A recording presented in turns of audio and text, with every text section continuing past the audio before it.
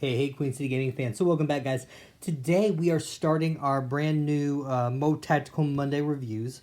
So we just got done with the Karajan Overlords. Now, guys, we're moving into the Ogor Mawtribes. So this book has been out for a little bit. It actually came out before the Karajan Overlords. But it's an army that I think a lot of people really enjoy and really want to look at a little bit further. Because there's a lot of people that play Ogor Mawtribes. So today, guys, we're going to be looking at the allegiance abilities, the command traits, spells, some of the prayers, because Mawtribes do have a little bit of everything. All right, so starting with the allegiance abilities, and for those of you who have the fantastic tome of the Ogors, we're going to be starting on page 71, guys, going to about page 79 right before the Ogor Mawpaw today. So the first thing we're looking at, guys, is trampling charge. So an Ogre or a Rhinox unit makes a charge move. You can pick one enemy unit within 1 inch of this unit and roll a number of dice equal to the unmodified, which is the big thing here, guys. It is the unmodified charge roll for that charge move. So in other words, if you roll a 9 for your charge move, you're going to roll 9 dice, right? Add 2 to each roll if that ogre unit that made a charge move has 8 or more models, or if it is a monster.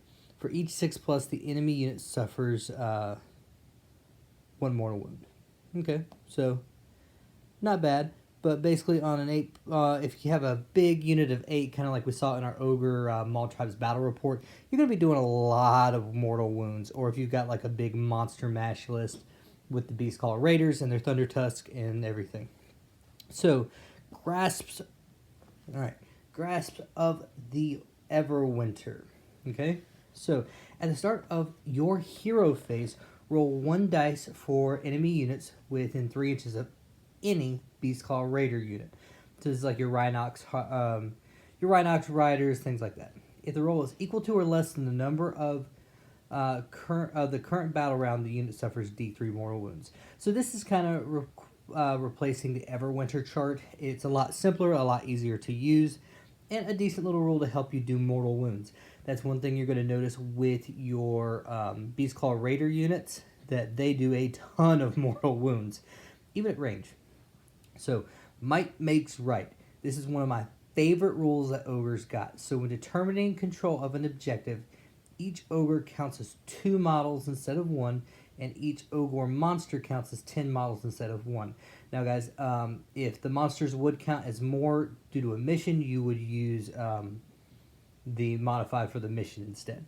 So, super good ability, and I think this is something that we're going to see going forward with a lot of larger units. I would love to see Stormcast Eternals get this, because I'm not going to lie to you, I hate having like a little 5-man Liberator unit, and they miss out on an objective because they don't have something like this, okay? So, going into Ravenous Brutes, okay? If an Ogre unit is more than 3 inches from any enemy unit, it is hungry. Remember, guys, Ogres in the lore, they're constantly eating, and they eat everything, okay? So, if they're within 3 inches of an enemy unit, it is eating. Add 2 inches to the move characteristic for a unit that is hungry, and add 2 to the bravery characteristic of a unit that is eating. So, this rule is really helping you get into combat, and then when you are in combat, it's helping you stay there, because you just want to keep chomping and chomping and chomping on your enemy. Alright, so the Everwinter Prayer. Each Beastclaw Raider Priest in an Ogor Mawtribe army knows 1 prayer from the manifestations of the Eternal Snowstorm table on page 77. Right? In addition to any other prayers they know. So easy peasy, just kind of goes over that. So you can only do each prayer once per turn. Alright. And we have a terrible, terrible glare, don't we, guys? Let's try to fix that. That might help a little bit. Yeah, there we go. Yay, low light. Alright, so Mawtribes. If your army is a Ogor Mawtribes army, you may give it the Mawtribe keyword from the list below. Basically, it's kind of like your traits, and we'll go over those at the end once we can go over more of the tactics, after we go over war scrolls and command traits, spells, and all that stuff. Okay? So, easy peasy. Alright. So, let's get into command traits. Speaking of command traits, we're probably going to do all, kind of just follow them in order for right now. Some of these are held over to other units, but we'll go one by one. So the very first list is the Tyrant. This is that big ogre kind of like smashy hero that came out in the Feast of Bones box that I don't know if you can buy him individually yet or not. But Furious Guzzler, at the start of your hero phase, if this general is eating, you heal D3 wounds located to them. That's a fantastic ability, and one you're probably going to see a decent amount. So Progenitus Girth, add 2 to the hero's wounds characteristic, which is great too. Alright, Killer Reputation. Before this general is set up for the first time, you can pick a second big name for them. Their second big name cannot be the same as their first big name. So these are kind of like extra abilities that your Tyrant get in the game. I know this one is actually really popular with a lot of Ogor Mawtribe players. So Mighty Bellows.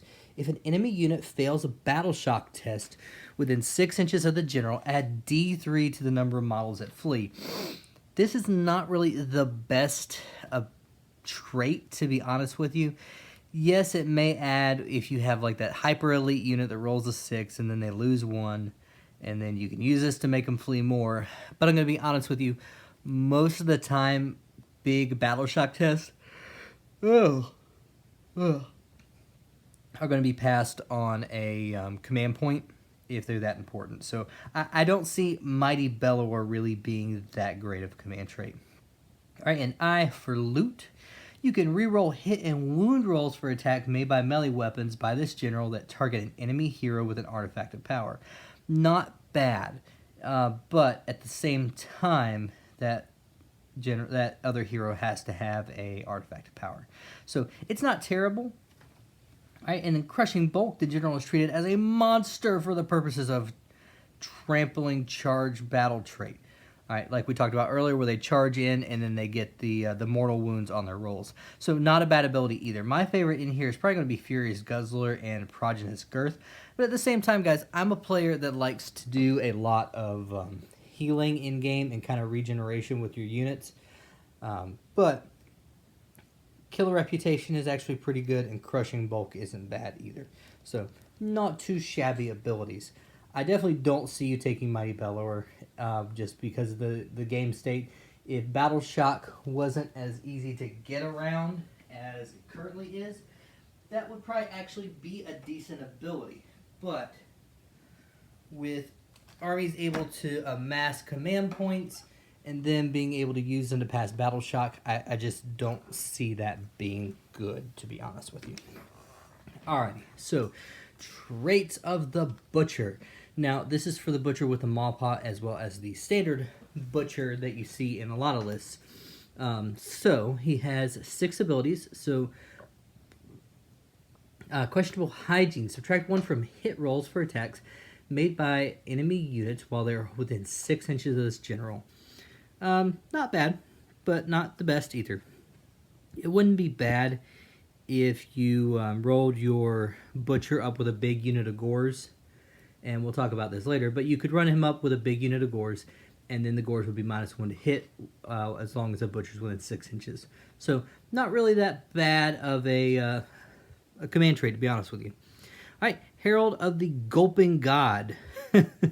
Alright, friendly units do not take battle shock tests while they're wholly within 15 inches of this general and the general is eating. If the second sentence of this command trait wasn't there, this would be actually a decent battle or command trait. But since the general has to be eating, it's not really that great. So it's basically just saying, hey, if your commander's in combat, then you pass battle shock test. I mean, it has a purpose, but it's not the best. All right. Growling Stomach. Subtract 2 from bravery characteristics of enemy, blah, blah, blah, blah. All right, it's a bravery debuff. It's not the best thing in the world because of command points overriding bravery checks. But it's not terrible. All right. Gastromancer. The general knows all the spells of the lore of the gut magic. That's actually pretty decent. But it doesn't allow you to cast more spells. So if you combine this with the, what's it called? It's not the Aether Pendulum, it's the the Vortex endless spell that you stand on, and then you can cast an extra spell, and then you can do the cogs to slow down time to let you cast an extra spell too. That would kind of help with this, but it's kind of a specific build you would have to go for your Butcher. And there are ways that, like, there is a group in the tribes that actually focuses on magic and like mass Gors, which I think would be, or not Gors, but mass brutes, which I think would actually be a really good command trait for that general. But overall, this is one of the things I love about this book. There's a lot of different ways to build your heroes, and questionably, Hygiene and this Gastromancer are probably two of my favorites. Right? Rolls of fat add to the general wounds characteristic. Not bad. Spell Eater. Each time this general dispels an endless spell, you can heal any wounds allocated to them. If this general has no wounds allocated to them, you can instead add one to the general's wound characteristics until the end of the battle. In addition, each time the general dispels an endless spell, they can cast one additional spell in that phase.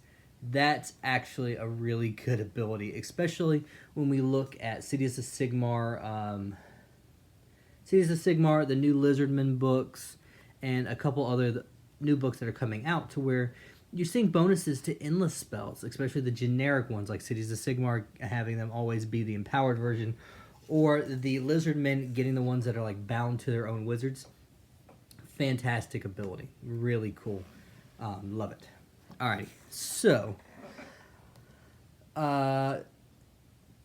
traits of the Beast Claw. So this is for your Frostlord or your Huskard, which are your characters that are on the actual mounts themselves. So Nomadic Raider, you can reroll wound rolls for attacks made with melee weapons by this general, excluding their mount. Not the best. And you have to be wholly within enemy territory. So really not good. Alright. Voice of the Avalanche. Once per battle round, the general can use a command ability on their war scroll without spending one command point. Not too shabby, actually. Alright. Frostfell Aura. Enemy units cannot retreat while they're within 3 inches of this general. That's pretty good, too. I do like the no running away from the massive Frostlord on the Stonehorn with the pokey stick. Alrighty. Master of the Mournfang. Friendly Mournfang packs do not take battle shock tests while they're wholly within 18 inches of this general.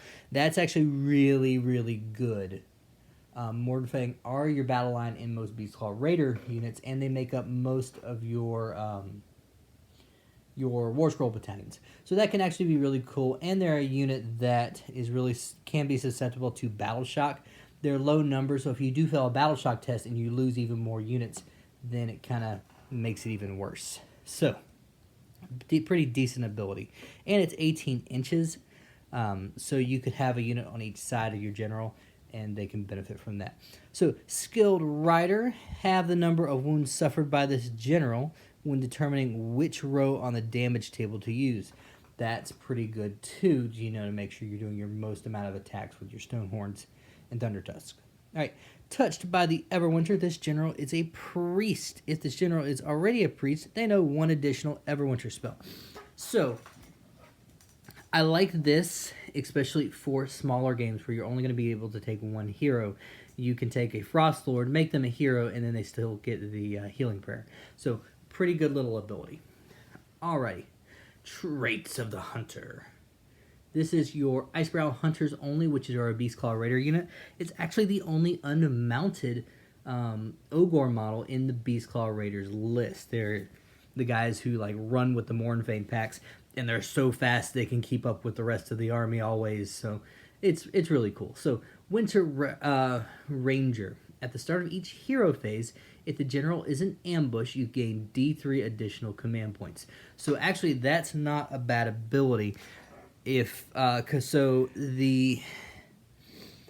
general, so the Icebrow Hunter can kind of stay off the table and then appear randomly later in the game. So that's actually not a bad ability to take because you get those extra command points. So pretty good. So Eye of the Blizzard. Subtract 1 from hit rolls for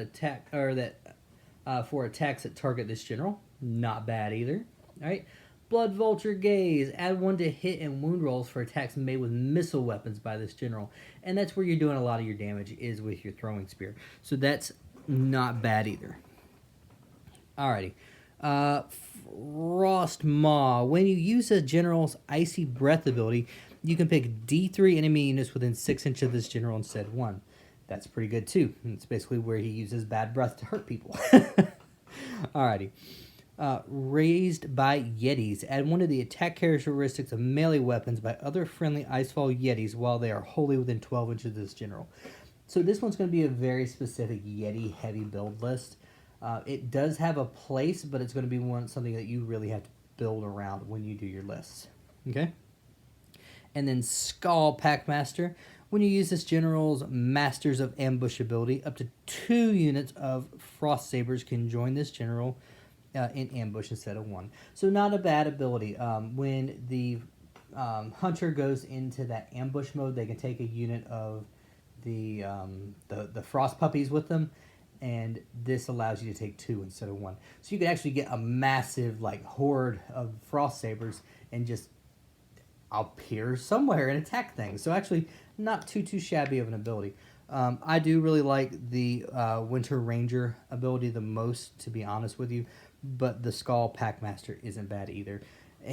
And this is, like I said, in this book you have about 3 abilities that are really good for all of these charts, and you can really pick and choose and kind of vary things up based off your tribe you choose and the way you're going with your build. So overall, great command abilities. So into the Artifacts of Power.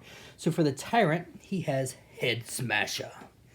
Alright, the Bear's Thunder Mace has a damage characteristics of 4 instead of 3, which is crazy.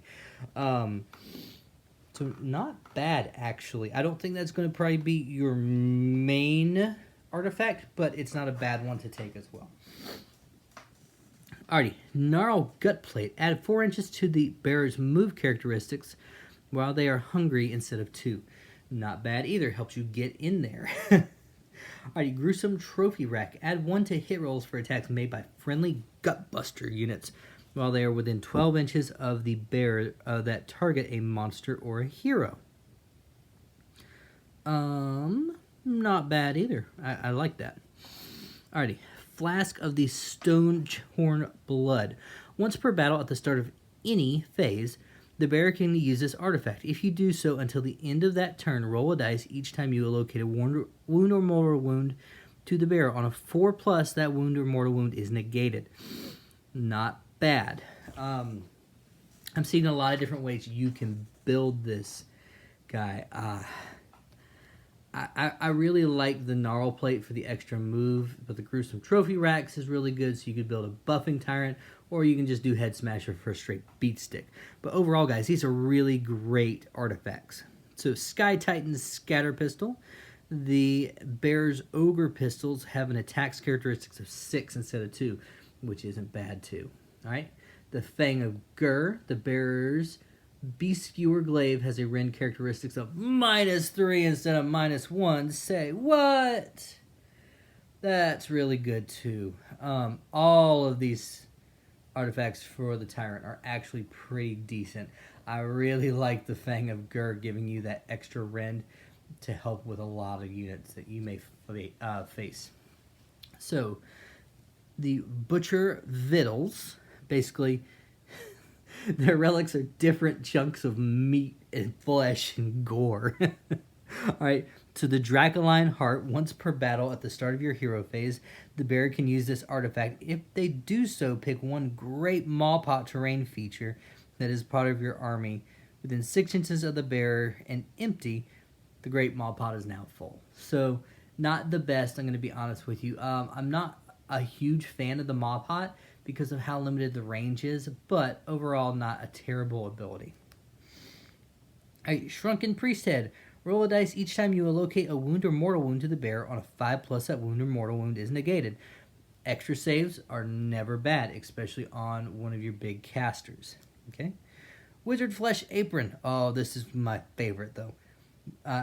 you cast one additional spell in each of your hero phase. You basically rip the flesh off of another caster, and it lets you cast extra magical spells. Now, when we combine that with the Gastromancer, it makes for a really nasty butcher, to be honest with you. Alright, Bloodrock Talisman. Add 2 to the rolls when the bearer attempts to unbind or dispel an endless spell. Not bad either, especially when we combine that with the Spell Eater command trait. So, pretty good. Alright, Grease-Smeared Tusk. Add 1 to the charge rolls for friendly monsters while they're within 9 inches of the bearer. Not really the best, to be honest with you. That one I definitely probably would not take. Alright, Rotten Dankhold Spores. Once per battle at the start of your hero phase, the bearer can use this artifact. If they do so, pick one enemy unit within 6 inches of the bearer and roll a number of dice equal to the number of models in that unit. On a 4+, that unit suffers 1 mortal wound. It's very situational. If you're surrounded by like 40 Skaven, maybe, but I just don't see the Grease-Smeared Tusk and the Rotting Dankhold Spores to be worth it. My favorite is probably going to be the Wizard Flesh Apron, combining it with the Gastromancer command trait. I think that's going to be your way to go with this guy. Or if you really wanted to, you could do the Bloodrock Talisman if you have a second. Or if you just want to be like, hey, I don't want you to have any endless spells, and combine it with Spell Eater. So not a bad combination with those two, and I actually really like it. The Dracoline Heart, if the Maw Pot was better, this would be a better artifact, but it's just not. And then the Shrunken Priest Head adds you to your survivability. But I'm going to be honest with you, I really think the Wizard Flesh Apron is your number one go-to out of the Butcher artifacts. Alright, so onto the Relics of the Everwinter. Frostlords and Huskguards only. Actually, let's look here. Oh yeah, so good. The Firebelly does get some stuff. Alrighty. The Firebelly is a special character later on that we'll talk about, but he hadn't been mentioned earlier. So I just wanted to make sure, because he is a caster and he does get some things, but it doesn't look like he really gets any special artifacts currently. Alrighty, so the Frostlord and Huskguards, the Rime Shroud, reroll unmodified hit rolls of 6 for attacks that made with missile weapons that target the bearer. Not terrible, but not going to be your first choice, to be honest with you.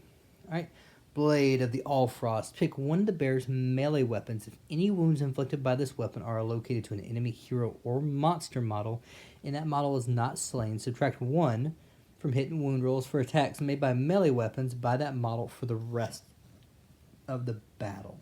That's actually really good. Hey, Mr. Archeon.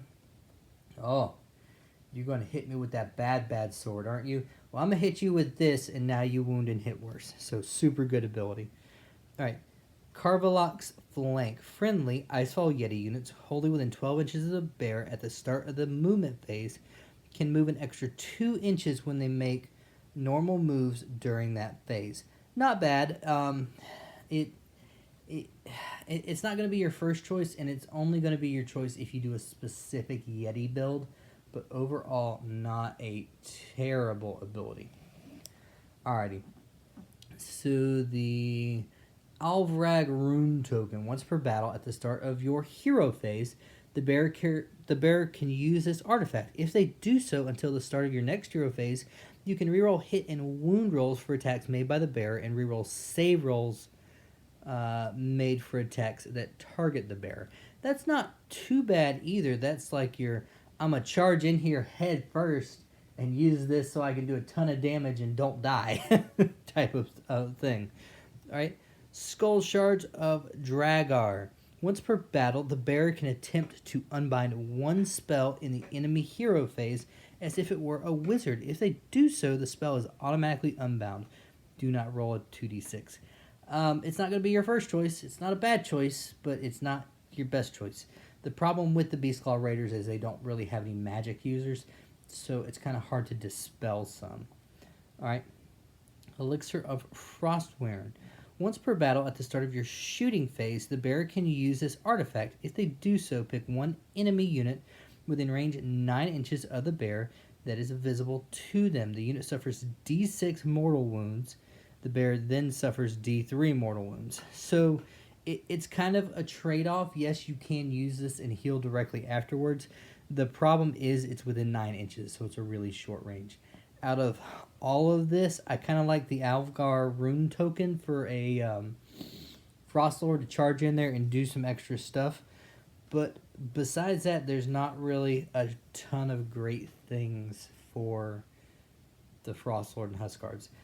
Usually with the Frost Lord and the Huskards, you're going to take the Aether Pendulum or a couple other realm, it's called realm artifacts. All right, so Icebrow Hunters. So they have 3. The Pelt of Charngrad. In your hero phase, you can heal up to D3 wounds located to the bear. Now, this used to be available to the Stonehorn as well and was like the auto take. Now it is just the Icebrow Hunters. So it's a really good relic, but I really wish you could still put that on the Frost Lord. All right. The Cataract Brow Pipe. Add 1 to the save rolls for attacks that target the bear. In addition, at the start of your first hero phase, you receive 1 additional command point. That's not bad either. Basically, you get a command point and you add 1 to save rolls for attacks that target this bear. I would really take that if that was my second one. It's really good and adds a little survivability, but also gives you that command point. It's super cool. All right, the Frost Talon Shad Bolts. If an unmodified hit roll for an attack made with the Icebrow Hunter's crossbow is a 6, that attack inflicts D6 mortal or D3 mortal wounds on the target in addition to normal damage. So not bad either. Pretty cool little ability.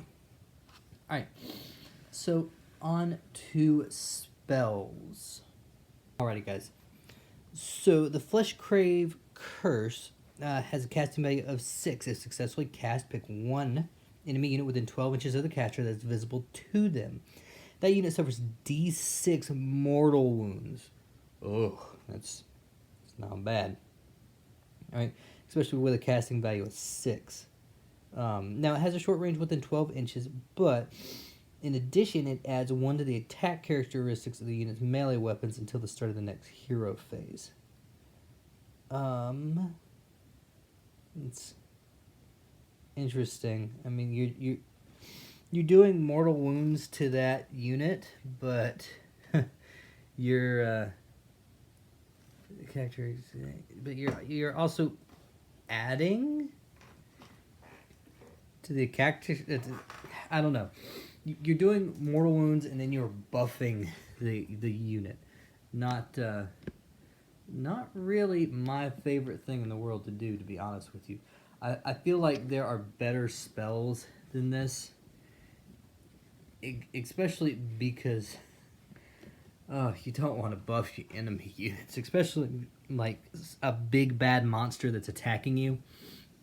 The last thing you want to do is give them extra attacks. Because it's the whole unit too. It doesn't say not just the mounts. But it's just melee weapons, so that's not that great. Alrighty, Blood Feast. Blood Feast has a casting value of 7. It's successfully cast. Pick 1 friendly Ogor unit that is not a monster that is wholly within 18 inches of the caster and visible to them. Add 1 to the attack characteristics of the unit's melee weapons until the start of your next hero phase. That is good. I would rather have that one. Especially the casting value of 7 within 18 inches. It's not that bad. You put that on your butcher, have them run behind like 2 12-man units of bulls, and they're going to just it's going to be bad. Alright, Rib Cracker has a casting value of 7. Is successfully cast. Pick 1 enemy unit within 18 inches. Subtract 1 from save rolls for attacks that target that unit until the start of your next phase. So really good synergy between Blood Feast and Rib Cracker. Those would be kind of like my go-to combo, to be honest with you. Blubber Grub Stench. So it has a casting value of 5. Is successfully cast until the start of your next hero phase. Friendly Rhinox units are treated as monsters for the purposes of trampling charge battle trait. So this is really, really situational.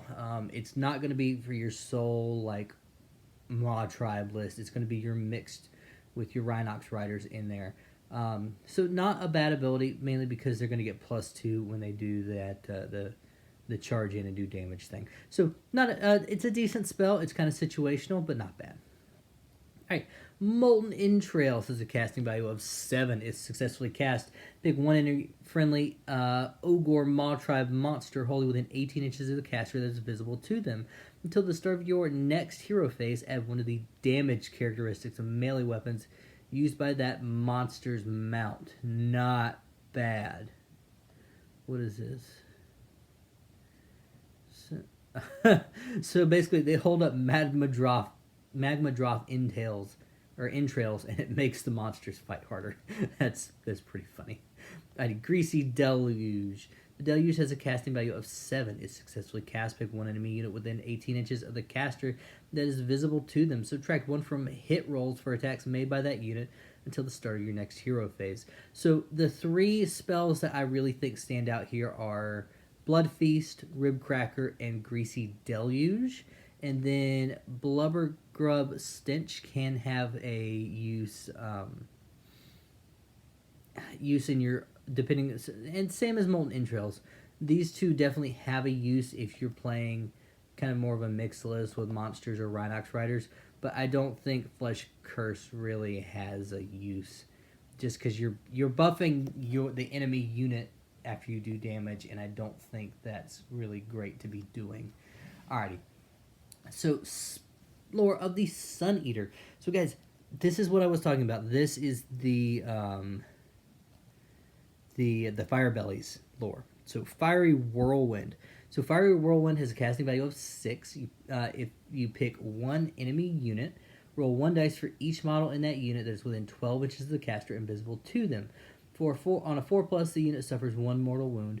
If the unit has only 1 model, roll 3 dice instead of 1. So it's not a bad ability, but you have to be pretty up close. I wish that was 18 inches, but I understand the 12. I mean, the Fire Belly isn't a slouch in combat, but overall, you had to be really close. So yeah. So Blowing Ash. Blowing Ash has a casting value of 8. It's successfully cast until the start of your next hero phase. Subtract 1 from hit rolls for attack that target friendly units wholly within 12 inches of the caster. Not bad. Not bad. Right. And then the Tongues of Flame. Tongues of Flame have a casting value of 6. It's successfully cast. Pick one enemy unit that has 5 or more models that are within 18 inches of the caster and visible to them. Until the start of your next hero phase, each time any unit finishes any type of move, it suffers D3 mortal wounds. It's not bad, but the only thing is you have to have 5 or more models, so I don't really see this being super relevant. If you could cast out on any unit, that would actually be a decent spell, because then you could lock things in. It still has a place. You could cast this on like a unit of goblins or something coming in to steal an objective that has 5 or more models, and you kind of lock them in place and make them take mortal wounds from then on if they try and move towards that objective or like consolidate in or anything like that. So not terrible. It has a use, but it's not my favorite. All right, so the Everwinter Prayers. These are the prayers that can be used by your Beastclaw Raiders priests. So Pulverizing Hailstorm. The prayer is answered on a 4+. Pick a point on the battlefield within 18 inches of the model, chanting this prayer. Roll a 1 dice for each unit within 3 inches of that point, and on the 3+, it suffers D3 mortal wounds. It's a lot of rolling because you have to successfully have the prayer answered. Then you have to roll to see if it affects them. Not a bad spell or a prayer, but not my kind of like my go-to.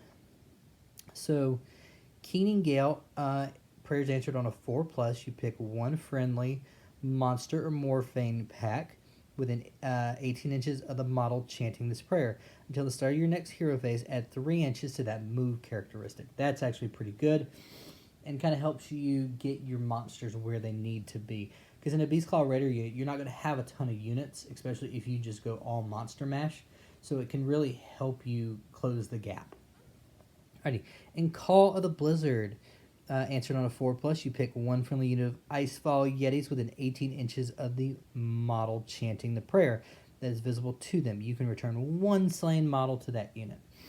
Not bad. A little hero. You kind of had to have a build for that, but not a bad ability, to be honest with you.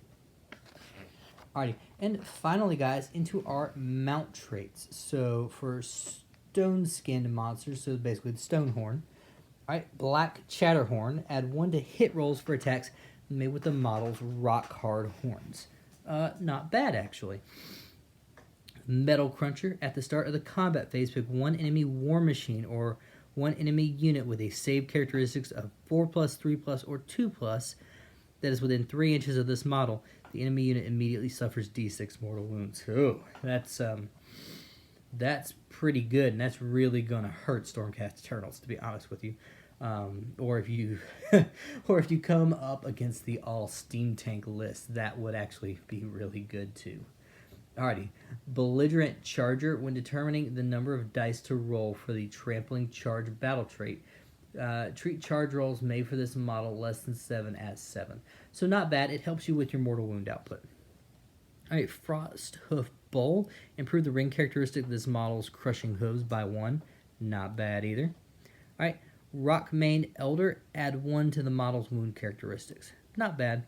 And then Old Granite Tooth. Add 1 to the charge roll for friendly Stonehorn and Mordenfane packs while they were wholly within 12 inches of this model. Not bad either. My favorite is probably going to be Metal Cruncher, which is really good. Yeah, I just d6 mortal wounds. That's crazy. That would probably be my go-to, to be honest with you, for my mount trait. Alrighty, Beast of Alvagar. This is the Thunder Tusks. So you can re-roll. Oh, and it's only heroes, so you cannot give these to your battle line, Thunder Tusks and Stormhounds too. So, Fleet of Foot, you can re-roll 1 or both of the dice when making charge rolls for this model. Flesh Greed. At the start of each hero phase, this model is eating. You can heal 1 wound located to this model. Not bad, actually. Rime Frost Hide. Worsen the rend characteristics of melee weapons that target this model by 1 to a minimum of dash. Right? Grabnark. Add 1 to the model's wound characteristics. Not bad. Right? Matriarch. Add 1 to charge rolls for friendly Thunder Tusk units that are wholly within 12 inches of this model. Meh. Alvagard Ancient. If this model has not made a charge move in the same turn, enemy units that are within 3 inches of this model at the start of the combat phase fight at the end of the combat phase. That's actually not bad at all. That would probably be my go-to if I had to take a beast trait for my Thunder Tusk with the Alvagard Ancient. So, super little cool ability. Alright, so guys, we are going to stop right here. So that is all of our command trait, mount traits, and spells, and allegiance abilities for the Ogor Mawtribes. So guys, come back next time. We are going to start going into War Scrolls, looking at the Ogor Mawtribe Hero War Scrolls, and then we'll probably go into the Ogor Mawtribe War Scrolls, and then the Beastclaw Raider Hero War Scrolls, and the Beastclaw Raider War Scrolls, because there's a lot of stuff in this book, and it's kind of broken up between the 2 factions of the Mawtribe and the Beastclaw Raiders. But we'll see that in the future. Thank you so much for stopping by, guys. Please let me know down below what you think of all this. What is your favorite command trait that people can take for their units? Thank you so much, guys. Have an excellent day. Queen City Gaming, signing out, folks. Hey guys, I hope you enjoyed that video. Thank you so much for joining us here at Queen City Gaming. We strive to produce the best content for you. Remember, guys, come see us on Monday for our More Tactical Mondays, where we go over Battletome reviews, strategy and tactics for different games. It's a super cool video to watch. Alright, on whatever Wednesday, we normally do unboxing videos for a variety of games, anything from Star Wars Legion to Games Workshop products to Fantasy Flight to Game of Song of Ice and Fire. Super cool. And guys, on Saturdays, join us for our awesome sit and talks, where we kind of hang out, build models, chat, and our battle reports, which are going to be fantastic to watch, guys, ranging from all different types of games. Thank you so much for dropping by, guys. Have a fantastic rest of your day, and thank you for coming and watching this video. Do me a favor, though, before you go, please hit that subscribe button down below and give us a thumbs up if you can, so you can see some more fantastic videos of us. Alrighty guys, this is Queen City Gaming, signing out folks.